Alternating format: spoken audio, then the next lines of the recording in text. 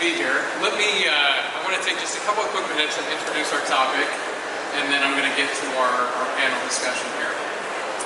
For those of you who have kids, you might relate to this story really briefly. So let me share it with you.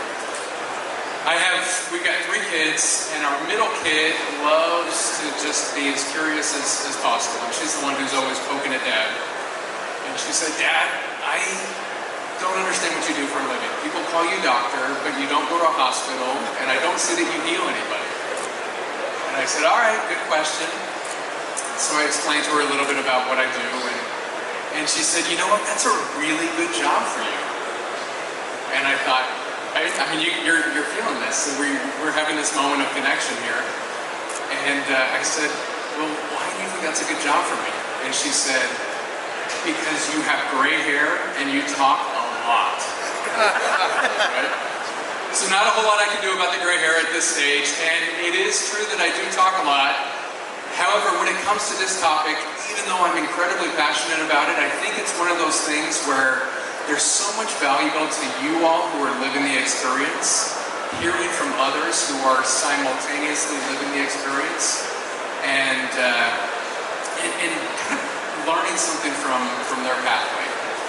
So I'm going to introduce a couple of panel members. I'm actually going to ask them to come up here and have them introduce themselves to you.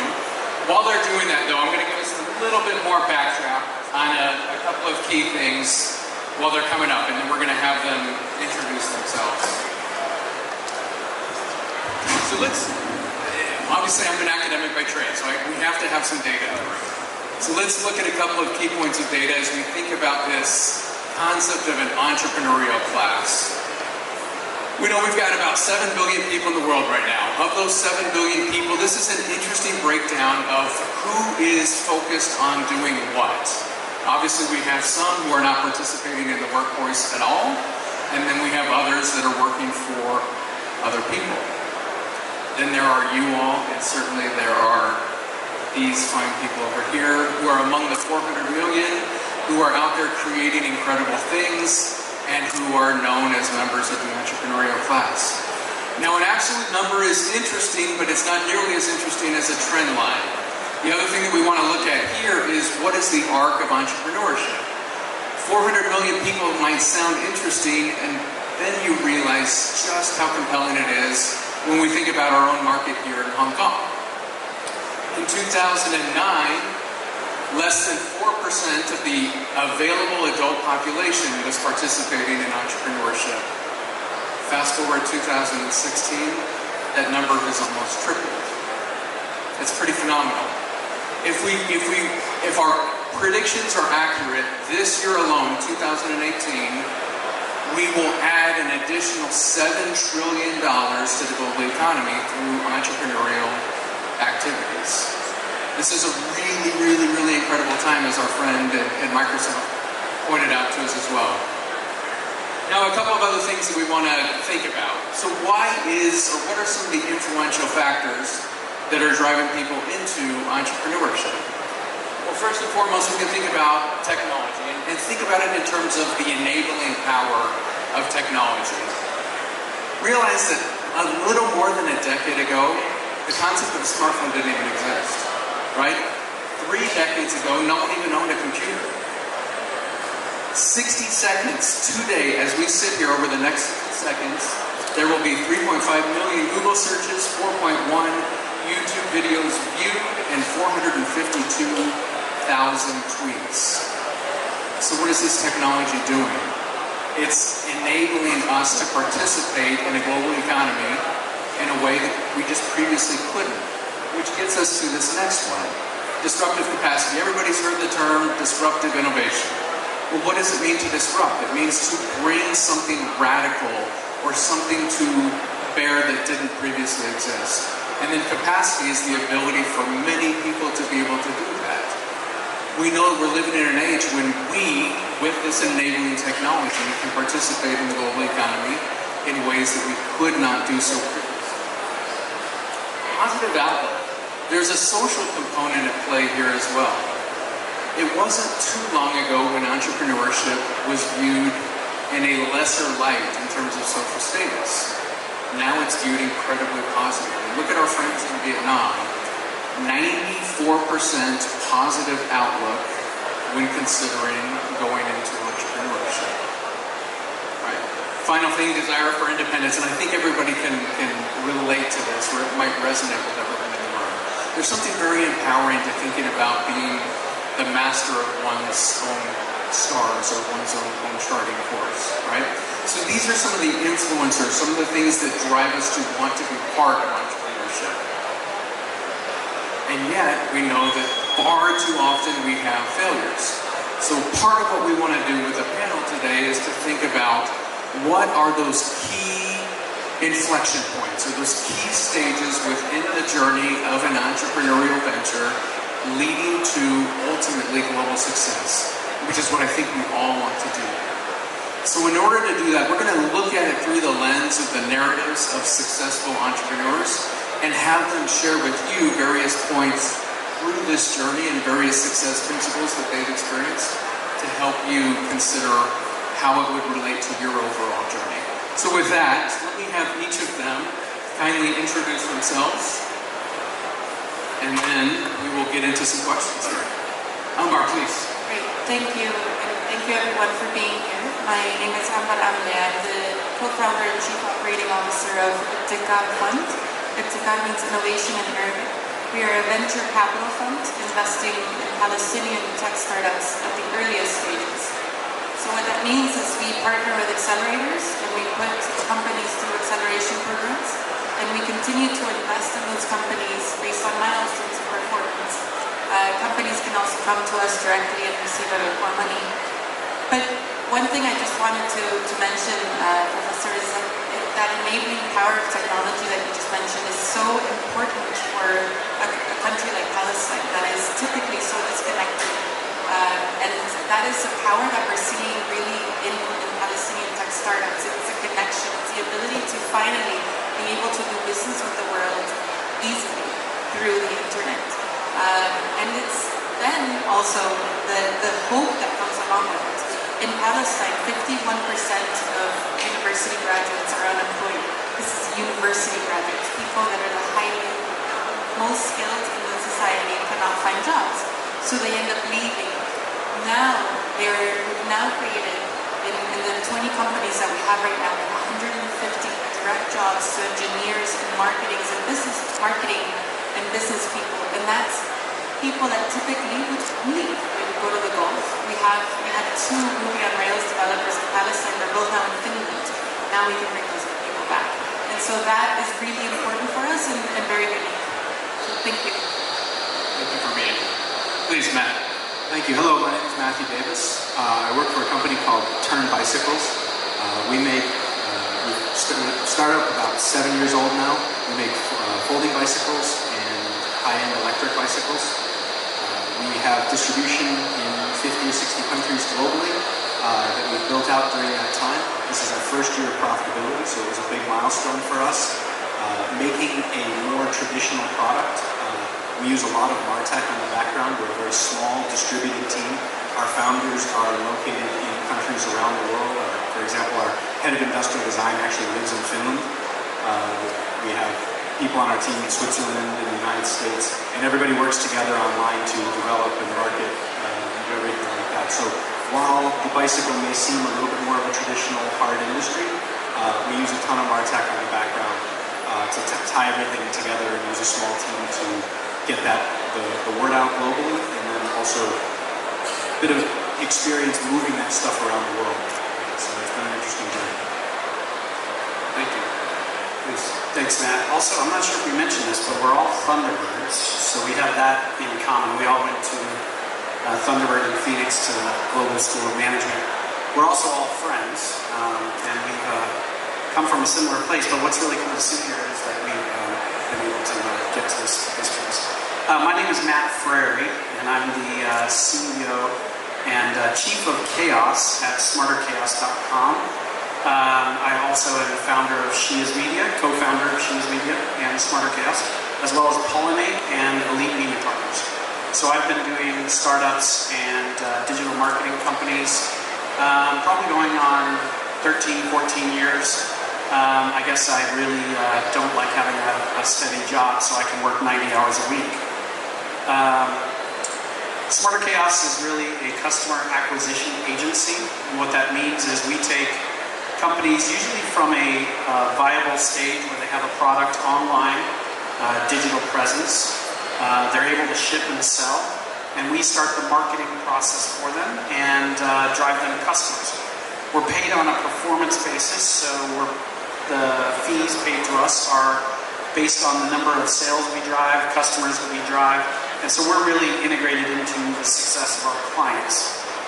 Notable clients that we've been able to work with and start their customer acquisition programs are Meredith Magazine's a couple $1 billion company in the United States, ebags.com, Dollar Shave Club, and the list goes on.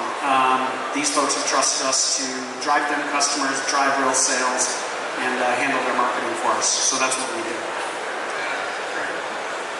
Let's take a look at that, the first point that we got up there, the first inflection point. And as we think about it, it probably seems self-evident, and yet the research would tell us that this is the #1 reason for startup failure, where we have people who are really, really passionate about something that doesn't really need to be solved, or they've built something in a way that the market doesn't really want to consume it. So I'd love for you all to help us understand, what is that right fit, or how do you understand when you're onto a problem that really does need to be solved? So I asked this question yesterday when we were doing, or the day before yesterday at the Startup Edge competition, and I said, was this a product looking for a market, or is this a market looking for a product? Because I think a lot of times we fall in love with ourselves and our product. We get so ingrained into what we've been building, and the tooling, and the manufacturing, and the design, and we love the idea of being an entrepreneur. But at the end of the day, to answer your question, I think we need to look at where in the value chain are we adding value, either to someone's life or into a business process. Where are we adding enough value that someone would actually pay for a product? And that seems like such a simple question, but I think it's really put to test when you start to shop this among friends and family. But even that's not a great test, because friends and family always say that you're doing a great job and you're building a great product. It really comes to the first person that will put $1 towards your product or your service. So I think we know we have a viable product when someone will pay for it. And I know that sounds like such a simple answer, but really we had to reinvent ourselves over a year. We were talking before this panel that for our services, we didn't know we had a valuable marketing service until a year later, when the first clients would pay for what we were pitching to them. And it took us a year to really figure out what those services were. How did you all know when you had a good problem to solution fit? From our standpoint, it has to do with getting out and talking to people. We don't do our products, and a lot of the ones that I've been involved in prior to working in the bicycle industry, you have to get out and talk to people that would potentially be using your product or benefiting from your solution. As Matt was saying, friends and family aren't the greatest sounding boards, because they're always rah-rah, this is great. I say talk isn't the word I really mean. Listen is the word that I really mean. You have to pay attention to the feedback and the signals that people are giving you, and it is about volume. If you talk to a lot of people, you practice your pitch, even if you don't have the product yet, and the more you talk to people, the more you discuss what it is that you're trying to achieve, what you're trying to solve, you can get a sense of who's responding, who's asking intelligent questions, and you can start to get a picture in your head for your user story and who you're going to be selling to. Obviously, Matt is absolutely correct. And they're going to have to give you money eventually, but at that early stage, it's so important to not fall in love. You've got a great idea. You've got a great product. You're putting something really great together. But at the end of the day, somebody has to give you money for it. And those are going to be people outside of your circle. And you have to figure that out. And you have to figure out how to talk to them and what they care about. Because that's going to be your messaging. It's going to be your product. It's going to be everything down the road. And so the more people you talk to, the more feedback you get, and the better pool you can work from. Of course, there's lots of online ways to do that, but in my personal experience, talking to people face-to-face gives you so much more depth of feedback. And then Ambar, you're working in an accelerator format where you're talking to people consistently and trying to appraise how well they have come up with this equation, or how well they're solving for this issue. Yeah. What would you add to that? So we actually want to give an example. Two examples actually. So our first investment is a company called Nashrizer. They do real estate analytics for the US real estate market. Came out of a startup weekend. So we hosted a startup weekend, and these guys put a product together, put a website up, etc. And the founder, the CEO, kept getting emails about the product saying, hey, I want to sign up, I want to pay. This is when he's like, okay, I'm on to something, right? And so that's one example. It really is like when those people, your users are ready, when they're saying, yes, this is great, I want to pay, that's exactly when you have product market fit. But it's, sometimes it's so hard to figure out because you're like, how many features, what does it need, what does it not need? So then you start going into the MVP, which I know you're getting to. But I want to give my second example, which is Fatfit. Fatfit means to vent in Arabic. And so we were trying to create an online psychotherapy platform for the region. It sounds amazing. It sounds like it's such a great need. There's such a stigma for psychotherapy in the region. People don't want to be seen going to a psychotherapist, even though so many people need it. Think with everything happening, it's such a need. So we're like, absolutely, this will work. No one was willing to pay. No one. They would do the trials, and they would chat, and they would like sign up and look through the website and really explore the blogs and everything. But even then, the stigma was there, and they weren't willing to pay. So, two very, very different examples of different types of businesses, but really shows, how is it.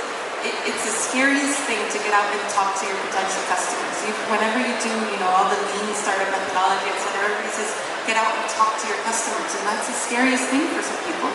But it's the only way you're going to know whether your product is something you want to buy. So just by way of example, if I may, we had a company called Intelligence that my business partners and I invested in, probably putting about 7 figures into investment and time into this. It took us 6 years to build this platform, and we fell in love with our technology.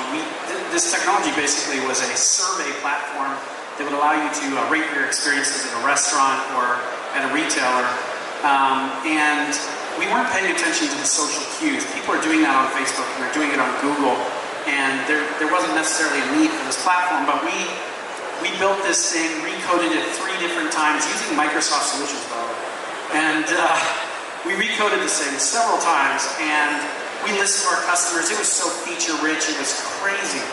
And we got out there, finally, on the 3rd iteration of this thing, investing tons of money, and we started to go try to sell it to people and build a sales force.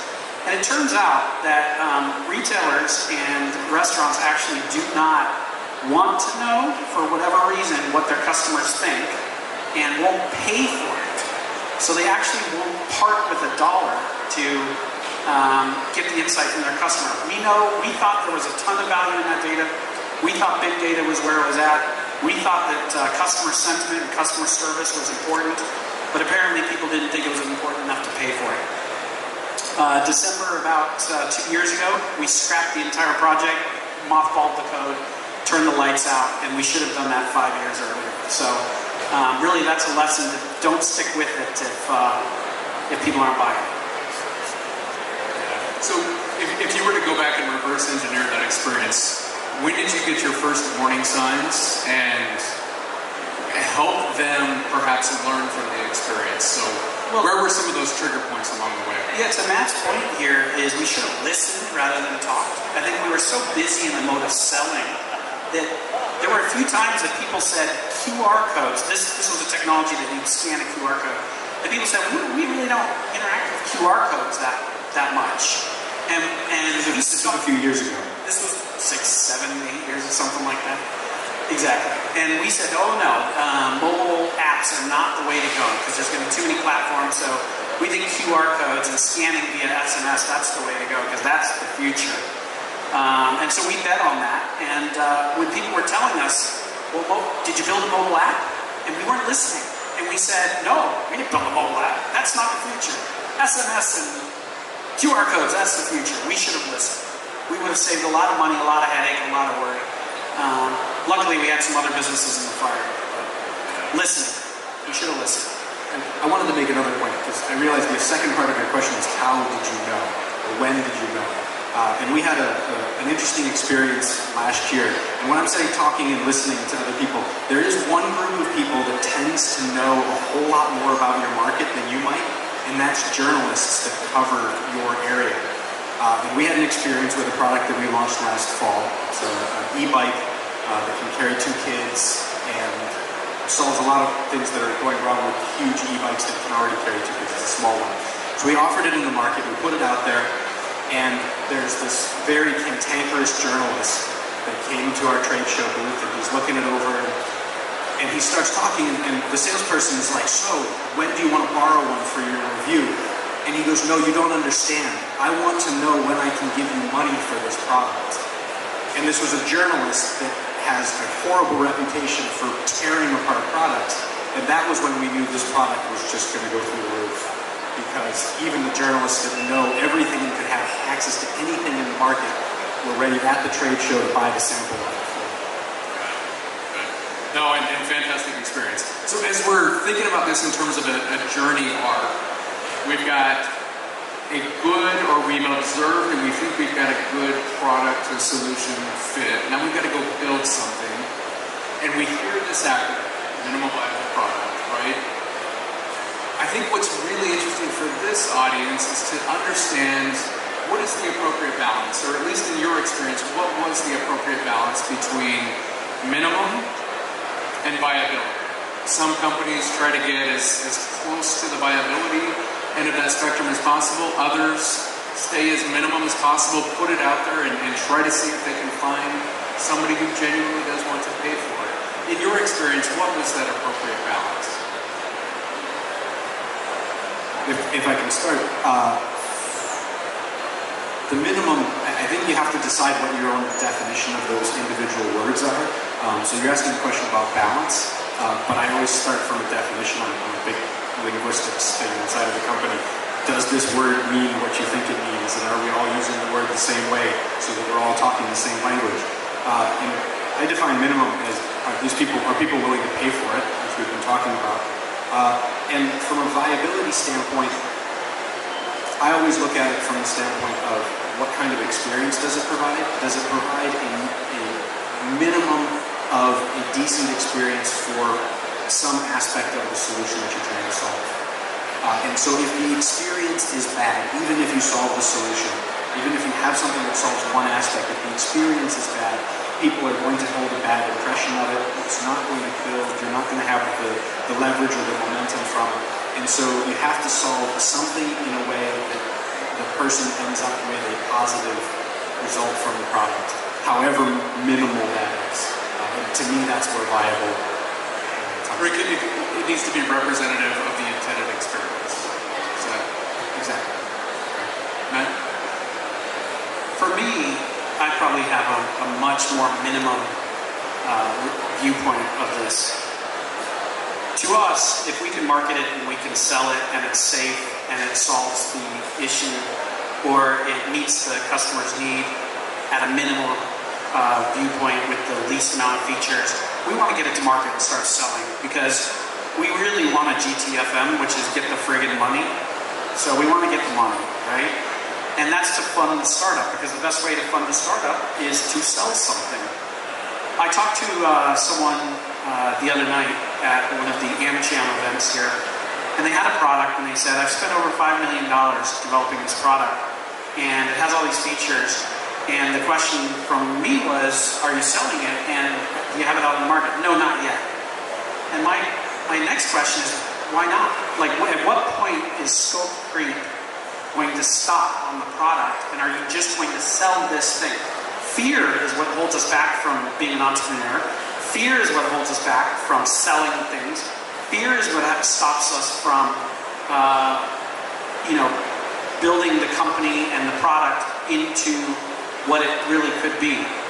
If you can conquer that, and you can put a product out and push your baby out into the world to go to college or go to, the next level, there's a lot of fear with that, but you have to overcome that, I think. And so that's not an exact answer to you, but at that point where you're uncomfortable, but you're comfortable enough to sell the product, that's the right time. That's not an exact time for everybody, but you're going to be uncomfortable. It's never going to be perfect, ever. Is the Apple iPhone perfect? No, it's not. It's not perfect. But there's a lot of things that solved for us as human beings, and it's great that they launched it at the time they did. And that's a little bit of a scary story when I hear it, because when you're developing something for that long, the market keeps moving. And you're falling in love with 6 years on a survey project. And it just keeps going. And so if you don't get out there and you're not trying to sell it, you're falling behind because somebody else is offering something because they're actively selling. Well, and technology, we're here in the technology conference. I mean, it's moving at the rate that you just said with the stats, and we've been hearing this all week, is technology is moving very, very fast, and the physical world is not moving as fast with distribution and tooling and all those things. So you're right, it is scary hearing that, but business is scary, building products is scary, selling is scary, but you know what? We do it anyway. Just very quickly, this is an exercise we do with all our startups because they're often engineer-led. And so they just want to add features and more features and more features. And so we get a board and say, okay, what is it that we need just to show this works? So it's also an incentive, so we can give you more money, right? So what can we get you to this point? What do you need to get to this point to show us that this is traction, there's something to it? And then we'll be able to give you more money, and then we can build more features and make it perfect. But yeah, it's about stopping and saying, and when your investor doesn't have that fear, right? Maybe. So you're always going to have that fear. You want it to be perfect. But, the people around you who are saying, hey, it's time, go. I think it's time to trust them and go. When we were in high school, and her mother and I sit back and ask ourselves, is she ready? Have we done well enough by her? Only to recognize that, frankly, she's going to do everything her own way a week out of the house anyway, right? And so, probably for the audience, a really good question to be asking ourselves is, if we're not intently trying to sell right now, why? And if it's simply because the product isn't ready, maybe we need to ask ourselves if we're trying to push the product a little bit too far. And how instructive would it be to hear from the market, and what would that do to the overall quality of the products going forward? All right, really good. Okay, let's think now about moving forward into the next arc where we're really now trying to start maximizing some embeddedness in the market. We're trying to really deepen some of those sales goals. And we've got a couple of key areas here. The first one is getting that message right as we're going to the marketplace. We talked about getting a good quality minimum viable product or minimum viable solution.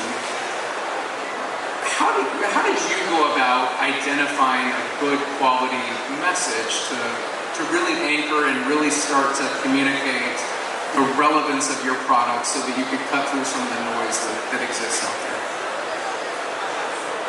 Well, I can speak on behalf better probably about our clients than I can about SmarterChaos. I mean, SmarterChaos is a great name. We had to distill down, I guess I will talk about SmarterChaos. We did have to distill our message down very simply. What do? We drive customers to people. That's a simple message. How we do it using algorithms and behavioral data and lookalike audiences and all this other highly technical stuff in marketing, people glaze over. So I realized when I was speaking to my family around a holiday and they say, what do you do? I realized the best thing was to get distilled down to the message of what do I do. So if someone says, what does your product do? It's not the technical features, it's not all the backdrop, it's not all the whatever. I don't even know the engineering terms that I'm seeing out on all of this stuff out there. But if it keeps your baby safe, that's what your message should be. If it drives customers to your website, that's what your message should be. If it makes your life easier by automating your home, that's what your message should be. So really we're focusing on the value of the product. We're focused on how it makes our life better, how it fills a void. And that's really how you hone your message in. Try it on a few friends and family, see if they glaze over. But if they really get it and they want to know more, if the people you're talking to with that message want to know more, you got your message. I mean, that's the best way I can explain it. And going to our clients, which is what I was going to talk about, is we have to do the same thing. So when we're marketing a product like Dollar Shave Club, you know, that was a company that went from a startup in Venice Beach, California to a $1 billion exit with Unilever. And we were lucky enough to be on the beginning of that journey with them to drive customers to them. I think the name says a lot of what that is, Dollar Shave Club. But they really just, it was cheaper, easier, higher quality razors sent to you. You know, it's a better shave experience. It's cheaper. It's easy. That's a message, right? So really, I think that everybody out here could probably benefit, and anybody starting a company could benefit from keep it simple, right? And really get down to that core message. So what I'm hearing you say is, don't spend your time describing your features. Spend your time unpacking what is the essence of the benefit to your users and drive your message through that route. I said a lot of things to get That literally cannot be said enough. That message over and over and over again. It's all about the benefits. It's all about the value that's being provided. And it goes back to listening, right? You know, when you're out there talking to customers, it's about listening and seeing what the value they're perceiving from your product and using those messages. And I think now you have so many tools to test, right? And you can test, maybe test, and do all sorts of things with your message, which is really great. You know, we actually have a company that sells lingerie in Saudi Arabia. So imagine that. That's worth pausing for just a second. Really fun things. So this company, so look, in Saudi Arabia, it's a very difficult shopping experience to shop for lingerie.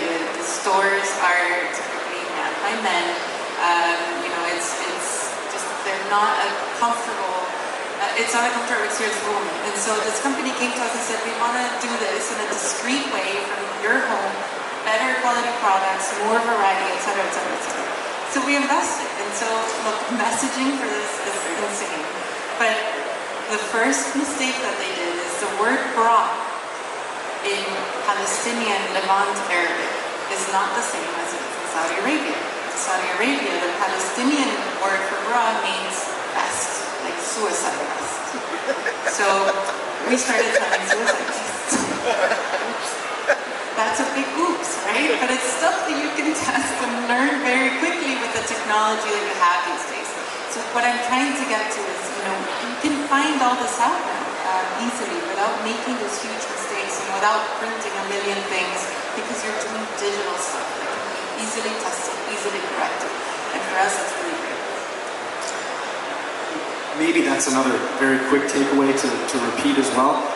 There's no excuse for spelling errors, for grammar errors, for stuff misproduced, or for stories not being tightly edited, because anything, as long as you're digital, anything can be updated at any moment. So the notion that your software goes up once and you're going to update it next year, or your website, we're going to be on a schedule and we'll do another 6 months before we change it. No, you get feedback, you change it. You constantly keep iterating. Don't worry about what was up there. Worry about getting that fit figured out. I can't even believe we're talking about spelling errors, but that is a major issue. If something comes from China, delivered to the United States, and has a spelling error on it, on the packaging, on the marketing, on the website, the product is instantly deemed as cheap and instantly not purchasable or brandable in the United States. It's going to instantly be a failure, in my opinion, or it'll be considered a mass-produced product. So, super.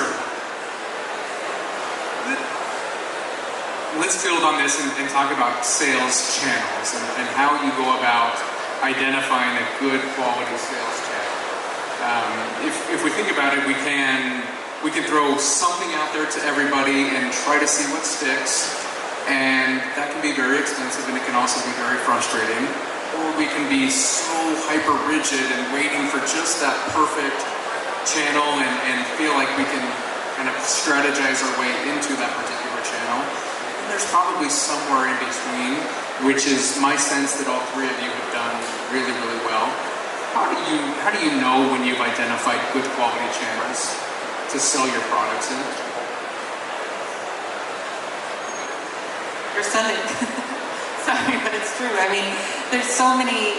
So again, I think it's very different when you have a physical product, and there's so much more. Ours are all websites and apps and things like that. But you know, because it's digital, there's so many ways to test. And one thing I wanted to talk about, which we haven't brought up, is the data. We say data. Whatever it is that you collect, and there's a lot. You say raw, I say so. But do you see what I mean? Like, it's just, there's so much that so much feedback that you're receiving, so many ways to know whether your marketing is working these days, that there's no excuse to be able to optimize the best mix so easily. You know, for us, for example, in the region, Facebook in the Levant is great. In the Gulf, it's Instagram and Twitter. And so finding that mix, testing it different ways, understanding your keywords, all of that can be done without losing a lot of money. So that's really great. I think it's completely different when you're building a physical product. So it is different, but there's one, and we were talking earlier about this, there's one concept that I talk to our teams all the time about, and anybody that will listen, it's something that I think is super, super key, and that is this concept of reach. If you are an engineer founder or you're a non-technical, it doesn't matter who you are, how big your organization is, there are limits to how far you can push your message. You've got your message figured out, there's multipliers out there, there's all this marketing technology, there's companies like SmarterChaos that can help you be bigger and project bigger than you are, but there are limits to how far you can engage, even on the web, in an effective manner. And if you try to overreach what your organization is capable of handling, it gets diluted and you just end up out in a sea of noise and you cannot get your signal through. And so you have to look at those channels both from a distribution and from a marketing standpoint. What is your organization set up to handle communication, to support your product, to handle distribution, but even on the website of things, okay, you sold somebody in Palestine on your web service that's done in English. Well, are you capable of supporting them? It may work for them to a degree, so you really do have to think about reach and how far you can go with that. Where that ties directly back into channel is you can go direct to consumer, you can go to distributors, there's all sorts of different choices, but they have to fit. You can't, not everybody can go direct to consumers and make a business out of it. Sometimes you want distributors. If you try to split between distributors and direct to channel, now all of a sudden you have all sorts of pricing games that you have to play. You have wholesale pricing, you have retail pricing, you have FOB pricing, and everything has to get balanced, and that's a ton of work to figure all of that stuff out. So sometimes simpler is just better. I mean, I don't know how much time we have, but this is what we're passionate about at SmarterChaos, is the right message at the right time, at the right customer acquisition cost. See, everybody builds their product, figures in their cost of goods sold, they have a little bit of a margin left over, they determine a price, they try to fit into that margin some sort of marketing budget, and usually it's not enough. If you do it the reverse way, and you look at your company not as a product company, but more as a customer acquisition company, you're acquiring customers for products you're going to produce now and in the future. So if you start looking at the channels as customer acquisition channels, how much did it cost me to acquire from Google, from Facebook, from the physical world, from television, from radio, from everything is measurable, back to your point. And we put data together for our clients based on the cost to acquire a customer versus the lifetime value of that customer. Can we sell them one product? Can we sell them services? Can we sell them subscriptions? Can we sell them auxiliary products? Can we email and remarket and retarget? Can we do software upgrades? What's the lifetime value of that customer? So if we pay a little bit and we acquire them and they make us a lot, that's a big win for us in that channel. I know it sounds like simple math, but we don't want to pay a lot for the customer and we want to make a lot of money off of them. That's a successful channel for us. every one of the channels can be measured in that way. And then your product and your pricing can be really built on the cost of acquiring that customer. So if in one channel I don't need as feature-rich of a product, and I can acquire a consumer at a much lower cost, and I have a little bit, thinner margin, then I'm going to go down that channel. But if I have a little bit higher margin, more features, more complicated process, and maybe a higher customer acquisition cost, I'm going to go down that channel. So it depends. All right, so we've got a few minutes left, and I think everybody here is interested in global business, and certainly it's near and dear to us coming from the school that we come from. Let's take just a few minutes and think about going global, both in terms of some of the real success indicators and also some of the potential pitfalls. And let's start with the pitfalls, and then we'll end with the more success stories. So as you were thinking about going international, two questions, two-part question. One, what were some of the things that led you to believe that you were ready to go international? And then two, in order to be instructive for the audience, what are some of the pitfalls that can be foreseen as you're starting to get into international markets?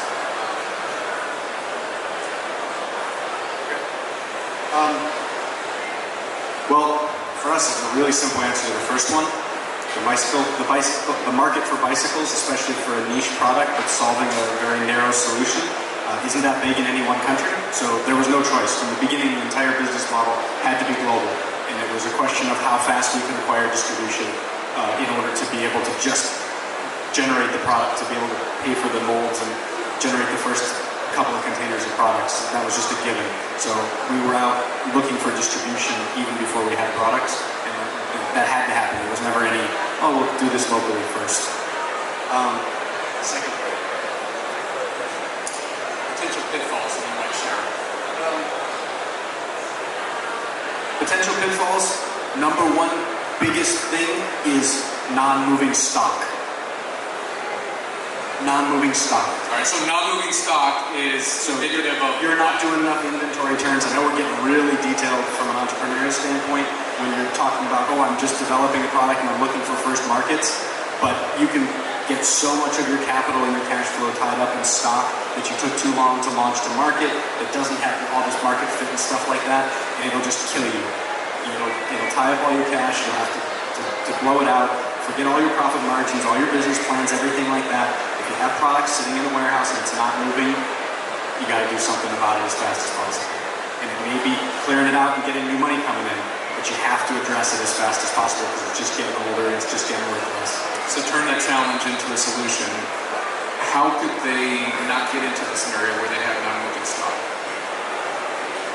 All the stuff we've been talking about leading up into do a much better job of assessing your markets, and don't think that it's a panacea to just go international.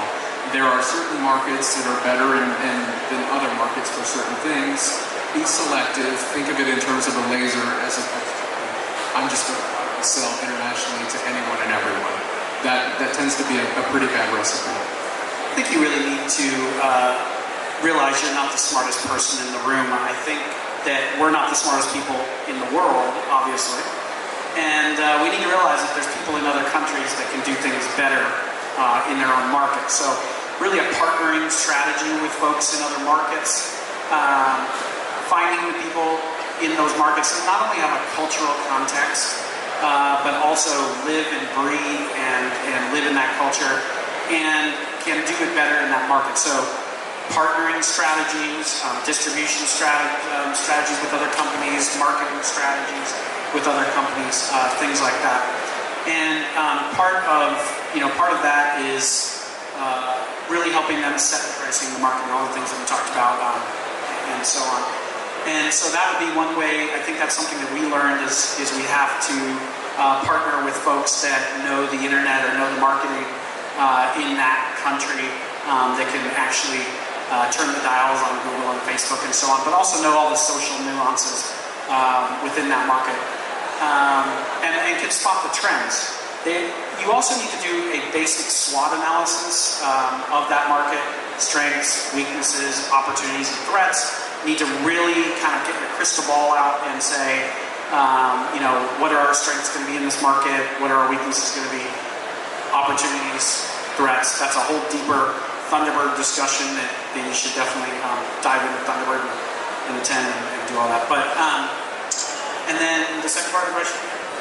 Potential pitfalls. Yeah, potential pitfalls is doing it wrong and losing a lot of money. That's the outcome from the potential pitfalls. Jump on in here. Burn rate. So for us, because Palestine is such a smart market, we only invest in companies that are ready or that are willing to go quickly outside of Palestine. So scalability is very important for us. And the way we do that is with partners. I mean, really, we quickly look for potential co-investors in the countries where we want to scale to, for each company, that can help us sort of navigate that country and understand it better. For some of our companies that, for example, could license products, etc., so we use those types of agreements where we can license our products for somebody else to sell it, who's personally doing revenue shares or something like that. So there are a lot of different ways, but for us it's extremely important and has to happen quickly. All right, closing question, then we'll have a couple of closing remarks here. You've each got the floor. You've got one or two key insights that you would love to share with this audience that have been really instructive to you as you've gone in this journey and are now on the successful end of the entrepreneurship journey. Share with the audience one or two key things that you think were really, really valuable to you as you've made this journey. Matt, you want to jump in? So there's a few things that have been really valuable as I started this journey 13 years ago. One is a mentor. I think it's extremely important to work with people that have less fear than you do to do this, that have more connections, that have the experience, and somebody told me, put those people around you that have gray hair. So find the gray hairs. Right. No hair qualifies too. No hair, gray hair. I've got both of those things. And that are a little bit long in the tooth. But also be careful who you partner with. That's also important. Just as important as it is to have a mentor. Sharks tend to circle when money starts to flow and businesses start to be successful. So set yourself up for success. Get ready with that mindset that I am going to be successful, and there will be some folks circling in the future. So find that mentor early, beware as you progress, and then be ready for that success. The other two points I want to just make really quickly, these are intangibles. One is grit, so the determination, the tenacity, the drive, and the grit to stick with it and be bullheaded determination. And the second one is super important, which is hustle. And so I always have this hashtag, always be hustling, or hustling, grinding, whatever. And hustle is something that you can't teach. It's an innate ability to push through and work when others wouldn't work, go after what you want no matter what, and always be closing, always be selling. That's all part of hustling. But as entrepreneurs, one of the things that we need to realize is in every single situation and context, we're always selling and hustling to get our idea out there, because it's what we have to do. It's what we have to do to be successful. That grit, that hustle, and the good mentorship on it. Thank you for that. I think that ties somewhat into the larger point that I wanted to make, which is that a lot of this, we're talking about making products. But in reality, if you're looking at bigger success or success in the long run, what you're looking at is building a company. And a company starts with culture. And so this grit and this hustle that Matt is talking about, that comes from you as founders. That comes from early employees. That culture is formed very early on and influenced heavily by your team at the beginning and how they're willing to look at the problems and how much time and energy and thought process they're willing to put into it. It can't just be about the product. in the long run, if you give people good experiences with your product and your brand, I mean, my background is actually in brand strategy. All this other stuff came after that. You have to give people a bucket to put their memories and their experiences in with your company, and that goes for channel development, that goes for consumer development. It happens, your reputation as a human being, as a person, as well as your company is so essential, and all of that has to get built into the culture of your organization, and you have to keep an eye on that and the people that you're surrounding yourself with to build a trajectory that will transition beyond the single product idea that you may have right now. Because if that doesn't work, you need something else to keep that company going. And at some point as a founder, to keep the people that you've got on your team employed, because you got to keep paying them too. So you built something and you got to keep it going. So you got to have something beyond that, and that comes from that core culture and how you start things. Payroll comes every 2 weeks, and I can't sleep the night before. So just to finish up a bit, the organizational culture is so important because actually when you can't pay, we've seen, right, if you've built that right culture, if those employees feel part of that larger vision, they will stick around and they will fight for that company often as hard as you're fighting for it. And another big thing that I think a lot of entrepreneurs forget about when they're getting started is governance. And that is a big pitfall later. If you haven't put the right structures in place, if you've completely forgotten about your accounting and how you're actually measuring things financially, when that investor He was comes, a phenomenal student. if you're, trust me, like this can bring a company down, and I've seen it. And a bad investor will not move forward. A good investor will take that on and say, let's help you fix it and see how we can move forward from this bad point that we're at. And let's get you to a point where the next investor is going to see a squeaky clean company. So in terms of growth, it's set that base from now so that you don't have to deal with it later and it becomes much messier. And it's a lot easier to sell your company at that point if you've got good, clean books. Well, that's interesting you say that, because when we first started, we always said, let's act big. Let's act like the biggest agency in the world. Let's put the systems in place so that we have the scale and the foundation so that when we have people and payroll and all of this weight on top of that foundation is going to hold so that we can make an exit someday or whatever. So we invested, the first thing we did was invest in the accounting systems, the software, the CRM, all of the systems. We laid that foundation early, and it was very important. We're going to close there. Let me say a couple of final words. First, congratulations. You are already doing something that so many people around the world want to do, would love to do, would hope to have the courage to do, and for whatever reason have yet to muster the ability to do so. So, congratulations for that. The second thing, let me leave you with a bit of a challenge. You would have had a head full of ideas listening to these three. Latch on to 1, 2, 3 things. Don't let the flurry of everything and the multiplicity of everything feel too heavy. Latch on to a couple of things, and this week, even tonight, go jot it down. What were your thoughts? What are you going to do about it? How are you going to use it to do something more effectively tomorrow than you might have done today? And really it is kind of that iteration, that sequence of consistently doing something better tomorrow than you did today, and then the combination of these 4 inflection points that tends to lead to a success story where there are so many other failure stories in its path. So congratulations. Now go do a couple things a little bit better. Thanks for being here.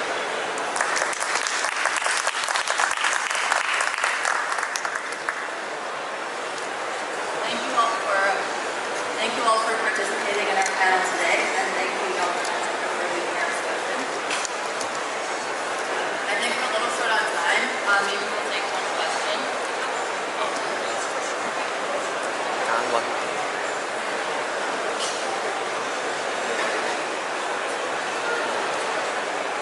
It goes almost without saying that successful entrepreneurs are good networkers. How important have networks been, networking toward your success, and what types of networks have been most useful for you in building your global businesses? So that's why I'm here. It's through network, and it's to build a larger network. As I started with, again, Palestine is so closed off that it's so important for us to get out and talk to people and bring that message to others. So very important for all our companies. Like Matt said earlier, you're constantly selling. That's what you do as an entrepreneur. You have to constantly sell your product. So I get criticized quite a bit for the amount of social media that I do personally. And if you follow me, be ready for it. But I learned early on. Subscribe to my email list. Yeah. So at Chief of Chaos on Twitter. No, I'm just kidding. So the network, you start with your personal network with friends and family, and it's really about the vibe that you put out about yourself. It's your personal brand. I always go to startup incubators, and I speak a lot on personal brand. You have to realize you are your company, you are your brand, you are always selling. It doesn't matter if you want to be. You chose this life of entrepreneurship. You are selling yourself, you are selling your brand, and you have to put yourself out there, and it must be positive. So you asked which networks, I'm going to flip it and say, on any network, in any situation, in any event, there really is very little distinguishing line between your personal life, your product, your company, etc. And the reason is, I learned about this conference through my friend Manesh on Facebook, and we all connected on Facebook. We learned through all the different LinkedIn channels and Twitter, etc. And the world is becoming flat, and we're all networking all the time. You probably think something about me when I'm standing over here in the way that I'm acting, or the way we are on stage. We're always networking. So go to as many events as you can. If you're an introvert, force yourself to be an entrepreneurial extrovert, and product you specifically, you are selling yourself, and people will do, there's statistics around this, people will do more business with people they like, or that they have a good impression about, the way that they act, talk, look, present themselves, etc. So I hate to say it, you're always on, and act like you're always on. And for our standpoint, we connect. I want to say that it's about relationships as well as networking, and I realize it's a little bit different. Networking is getting yourself out there, knowing people, tapping into that network.